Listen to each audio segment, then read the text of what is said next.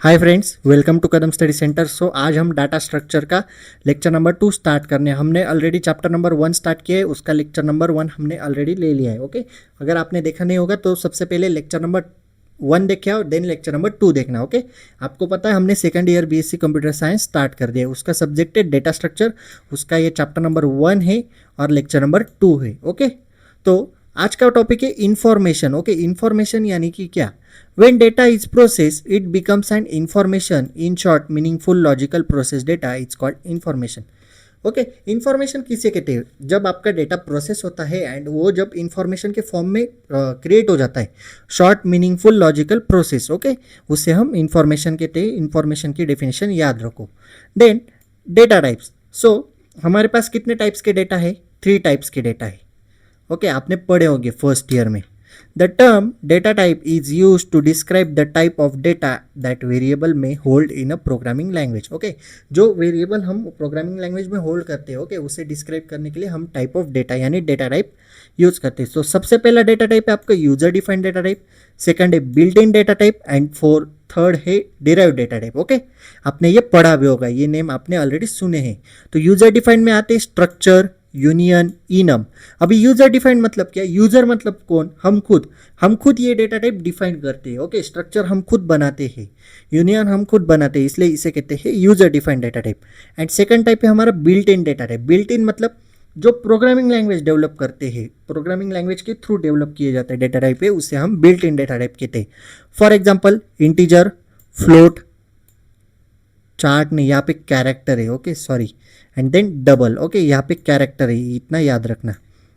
Then derived data type है अरे, pointer and function. Okay, चलो एक के बाद एक डेटा टाइप थ्योरेटिकली देखते।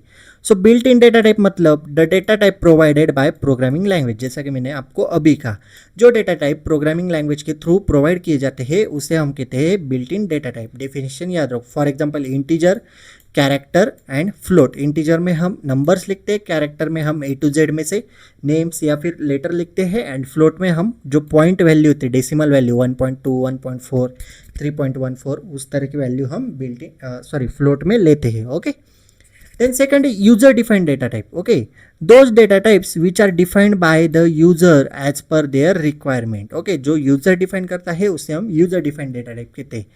तो उसमें अपना स्ट्रक्चर, यूनियन देखा। स्ट्रक्चर और यूनियन एक ही कंसेप्ट है। अगर आपने फर्स्ट ईयर का स्टडी अच्छे से किया है, आपको सी प्रोग्रामिंग लैंग्वेज आती है, एडवांस सी आती है, तो आपको स्ट्रक्चर क्या है ये पता होगा। Okay, structure is a tool for packing together logically related data. Okay, हम स्ट्रक्चर कैसे क्रिएट करते हैं? स्ट्रक्ट, एम्प्लॉय का स्ट्रक्चर इसलिए ईएमपी शॉर्ट फॉर्म में लिखा। देन इंटीजर, एम्प्लॉय का आईडी, कैरेक्टर उसका नेम। देन आप एड्रेस लो, सैलरी लो, आपके ऊपर डिपेंड है, क्योंकि आपने स्ट्रक्चर पढ़ा है तो स्ट्रक्चर कैसे बनाते हैं ये आपको पता है, फिर भी मैंने आपको एग्जांपल बता दिया। देन थर्ड है हमारे पास type derived data type. So derived data types are derived from the primitive data types. Derived data types कहाँ से डिराइव्ड किए जाते हैं? प्रिमिटिव डेटा टाइप से ये डिराइव्ड किए जाते हैं। Okay, C language provide derived data type such as pointer, array etcetera. Again मैं बता रहा हूँ, आपने पॉइंटर, अरे ये चैप्टर भी पढ़े होंगे एडवांस सी प्रोग्रामिंग में। ओके, आगे बढ़ते हैं। What is data object? अभी डेटा ऑब्जेक्ट क्या है तो देखो, एक सिंपल लैंग्वेज में बताओ ना, डेटा ऑब्जेक्ट क्या है। देखो, सपोज हमारे घर में एक ऐसा डब्बा है। ओके, एक बॉक्स है हमारे घर में, स्टील का बॉक्स है, कंटेनर है। ओके, ये रहा आपका कंटेनर। इसमें क्या रखा है? क्या है इसमें? शुगर है, शुगर है। तो हम ये कंटेनर क्यों यूज कर रहे हैं? ये शुगर को हम क्या कर रहे हैं? स्टोर कर रहे हैं इसमें, इसलिए हम ये कंटेनर यूज कर रहे हैं। एंड जब हमें ज़रूरत है तो हम क्या करते हैं? ये वाला जो लीड है इसे हम ओपन करते हैं, शुगर निकालते हैं। ओके, शुगर को क्या करते हैं? निकाल लेते हैं, और ये क्या होता है? एम्प्टी हो जाता है, और हम कंटेनर को अगेन रख देते। तो हम कंटेनर क्यों यूज कर रहे हैं? ये जो मैंने आपको कंटेनर बोला, ये यूज क्यों कर रहे हैं? क्योंकि स्टोर करने के लिए। क्या स्टोर करने के लिए? Sugar store. शुगर ही नहीं, आप कुछ भी स्टोर कर सकते हो उसमें। तो उसी तरह डेटा ऑब्जेक्ट है। देखो, data object represent a container for data value. क्या रिप्रेजेंट करता है? कंटेनर। किसके लिए? डेटा वैल्यू के लिए। अ प्लेस, ऐसी जगह where data value store and later retrieve, जहाँ पे डेटा वैल्यू स्टोर किए जाते हैं एंड लेटर रिट्राइव। रिट्राइव मतलब निकाल लिए जाते हैं बाद में जब जरूरत होगी तब। यानी बेसिकली डेटा ऑब्जेक्ट क्या है? डेटा वैल्यू स्टोर करने के लिए एक कंटेनर है, एंड लेटर रिट्राइव किए जाते हैं उसे। Okay, data object refers to a set of elements D, data object को हम डी से डिनोट करते हैं, ये याद रखो, विच में भी फाइनाइट और इनफाइनाइट, वो फाइनाइट भी हो सकते हैं और इनफाइनाइट भी हो सकते हैं, क्योंकि डेटा कैसे स्टोर करते हैं आपके स्टोरेज के ऊपर डिपेंड है। ओके, कंपनीज का जो डेटाबेस होता है वो बहुत बड़ा होता है, तो वो फाइनाइट और इनफाइनाइट भी हो सकता है। Okay, for example D is equals to A to Z, हमने डेटा इसमें स्टोर किया। ओके, देन हमारे पास टॉपिक है एब्स्ट्रैक्ट डेटा टाइप, एडीटी, जिसे शॉर्ट फॉर्म में कहते हैं एडीटी। ये भी याद रखो एडीटी किसे कहते हैं, क्योंकि आपको एग्जाम में घुमा फिरा के वर्ड्स आते हैं, आपको बोला होगा, आपको ऐसा क्वेश्चन आएगा, एक्सप्लेन एडीटी कंसेप्ट 1 मार्क्स के लिए या फिर 2 मार्क्स के लिए, तो आपको एडीटी क्या है पता होना चाहिए। एडीटी मतलब abstract data types. Okay, an abstract data type is defined as a mathematical model of data object that make a data type as well as function that operates on is object. तो क्या है, एक प्रकार का एक type का model, mathematical model of data object है, वो क्या करता है, data type as well as function को ऑपरेट करता है उसके ऑब्जेक्ट से।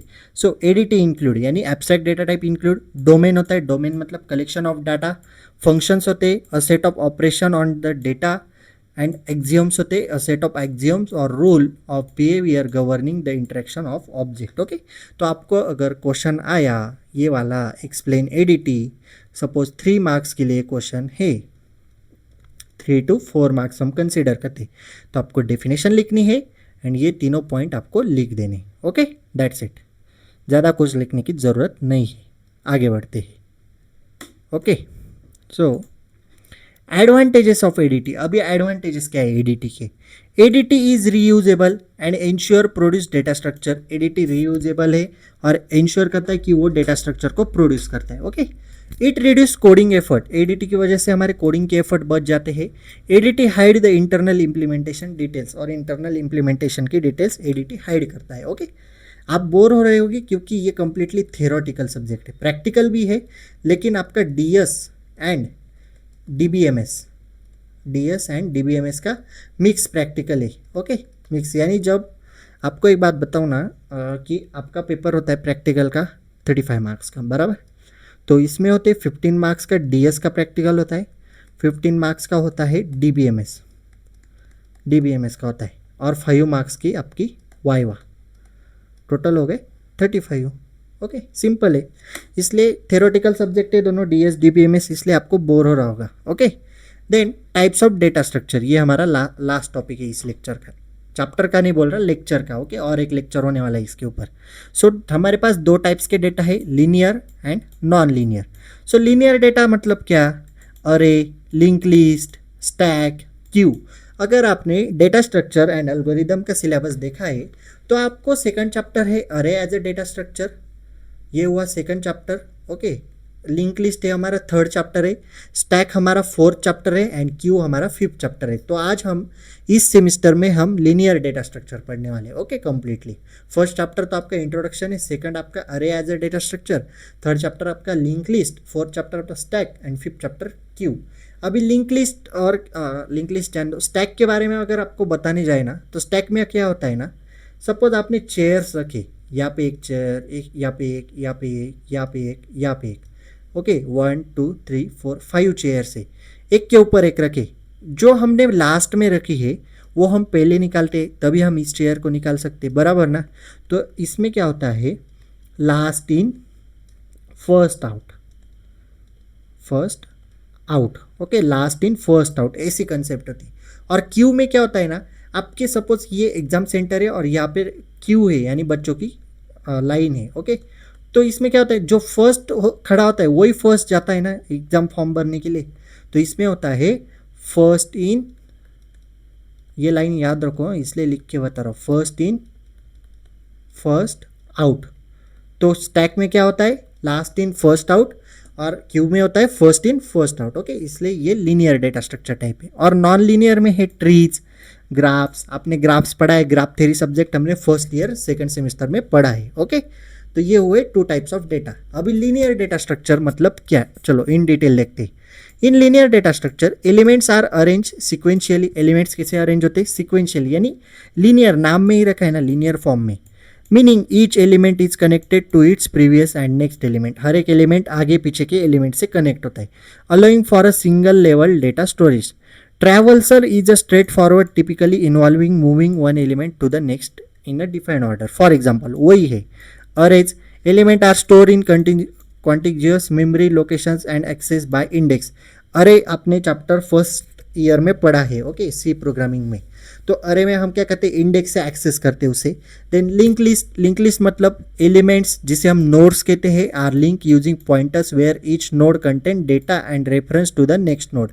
ओके. देन स्टैक आपको तो बताया, last in first out, LIFO इसे कहते हैं, इसलिए याद रखो, इसलिए मैंने लिख के बताया, last in first out, LIFO. Principle where elements are added and remove from the same end top. Okay. Then queues में first in first out, FIFO. Principle where elements are added at one end rear end remove from the other front. Okay. So like that, a linear data structure. And the last topic of this lecture is non-linear data structure. Non-linear मतलब simply है ना, arrange elements in hierarchical or network-like manner, where elements can have multiple relationships and are not necessarily stored contiguously.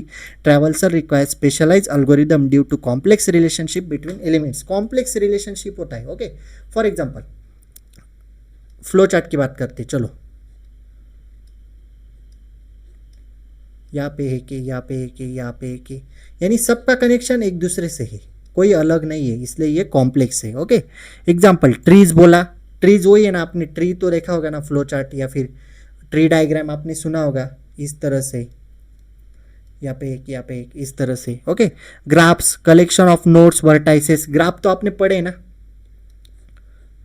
ये वाला graph, यहाँ पे nodes, यानी एक दूसरे से कनेक्ट है, एकदम कॉम्प्लेक्स है. Okay. So like that non linear data structure है. ओके. तो अभी हम यहाँ पे रुकते हैं. Okay. If you have any doubt regarding this lecture, please ask in comment section, और you can ask your doubt on Instagram. Okay. You can DM me on Instagram. Instagram link is available in description box. Notes are available on Telegram channel. Telegram channel link is also available in description box. So if you like this video, please like, share and subscribe to our channel and share this video with your friends. So that's it for today. Till then, tatas, bye bye.